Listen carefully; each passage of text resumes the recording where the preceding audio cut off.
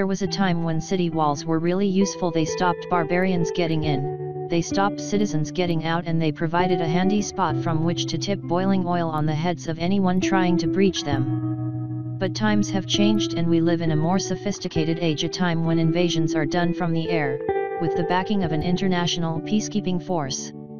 It seems like city walls are obsolete, but there are some that are beautifully preserved and impressive.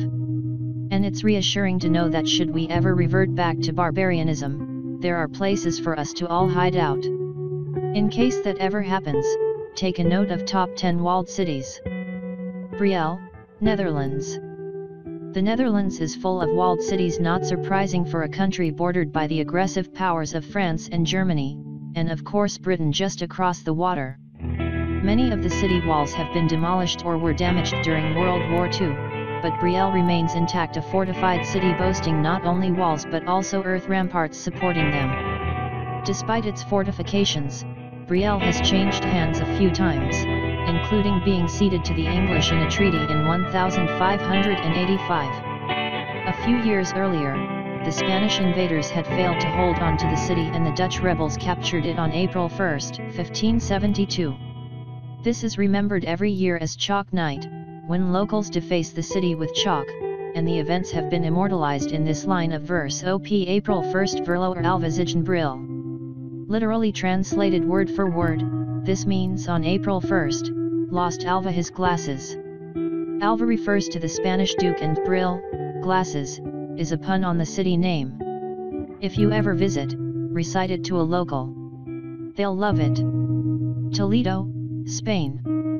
The Spanish, meanwhile, had their own impressive fortified cities. Toledo is famous for its beautiful cathedral, but the medieval walls are an interesting sight too. The city used to be the center of the Spanish Empire, under the Visigoths, and so good defenses were essential. Toledo had natural advantages. It was sited on a hill and had a river on 3 sides, so the walls only needed to cover one side. It was always a cultural melting pot, with Christians, Jews, and Muslims mixing within its walls, and it is now a UNESCO World Heritage Site, due to its outstanding architecture. Binche, Belgium. Another small country that felt the need to fortify itself against France and Germany, Belgium is home to many former walled cities, but it is Binche that retains the greatest sections of wall, with 2.1 kilometers of fortifications dating from 1230. Binche is also known as the home of binge drinking. Apparently that's where the term came from, and its annual beer festival takes place just before the start of Lent each year. There's a surreal atmosphere, some would say downright terrifying, as men in clown masks parade through the streets, drinking hair-raisingly strong beer and beating drums. The 1000 Jill also wear hats with large ostrich feathers on them and throw oranges into the crowd, and occasionally through nearby windows. You'd be forgiven for thinking you were hallucinating due to all the beer, but no, it's really happening. Worth a visit to see the walls and the festivities, but remember to pace yourself when it comes to the beers. Carcassonne, France. French city that is a classic example of a walled city, so much so that it's had a game named after it.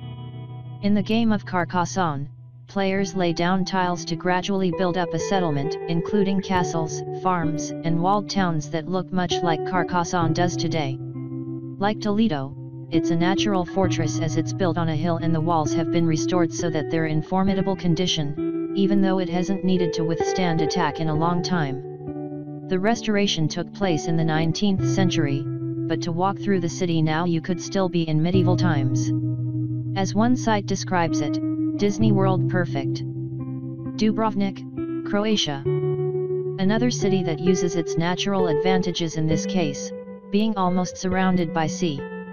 But the old town is also surrounded by 2 kilometers of walls, which were useful when it suffered a 7-month siege in 1991 by the JNA, Yugoslav People's Army, as part of the ongoing war between the Croats and Serbs.